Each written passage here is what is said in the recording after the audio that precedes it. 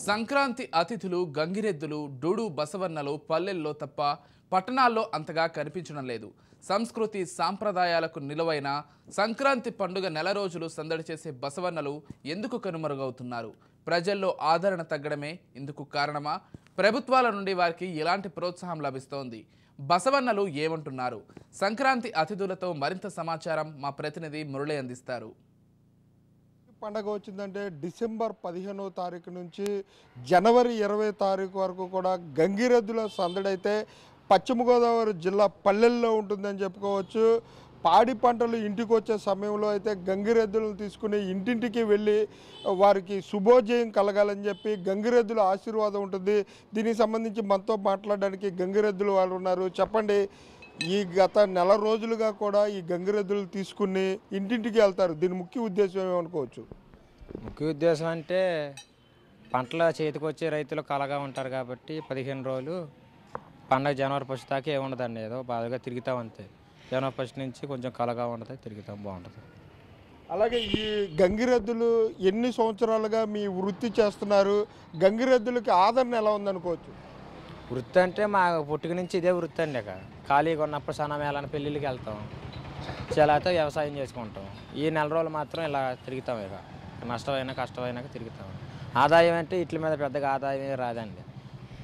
ఇంతకుముందు చూసినట్లయితే గంగిరెద్దులు వారు వస్తున్నారంటే ఇంటెల్లపాది ముందుకు ఇంటి వద్దకు బయటకు వచ్చి ఆహ్వానం పలికేవారు. ఇప్పుడు ఎలా ఉంది?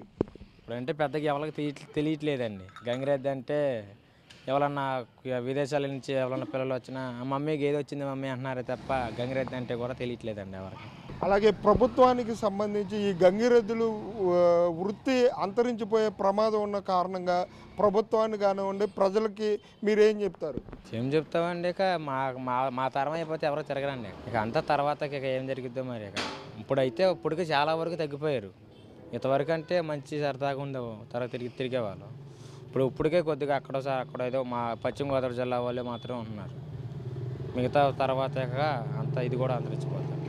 అంటే ఈ గంగిరెద్దుల పోషణ కూడా ఎక్కువ ఇబ్బందికరంగా ఉంటుంది. ఆ పోషణకు సంబంధించి కానీ దానాలకు సంబంధించి కానీ ఎంత అవుతుంది? వాటిని ఏ విధంగా నెట్టుకొస్తున్నారు? వాటికంటే ఇక చేలో గడ్డికి వెళ్ళినప్పుడు గడ్డి తెచ్చేసుకుంటామండి. అట్టా రోజుకి వచ్చి ఒక 100 రూపాయలు ఖర్చు అవుతాయి. ఎంతలో ఎదికైనా సరే మ్యాక్సిమం ఒక 100 రూపాయలు అండి. దానికై కానీ బండి పెట్రోల్కి కానీ గడ్డికి కానీ. గుర్తప్పుడు అయితే ఇంటికాడ కట్టేసి మేపుతానండి ఇక ఆ పని. అంటే ఈ నెల రోజులు గంగిరెద్దులను తీసుకుని ఊరా తిరుగుతారు. కత్మా రోజుల్లో మీ వృత్తి ఏం చేస్తారు? సన్న మేళం అంతా అండి, పెళ్ళిళ్ళకి వెళ్ళిపోతాం.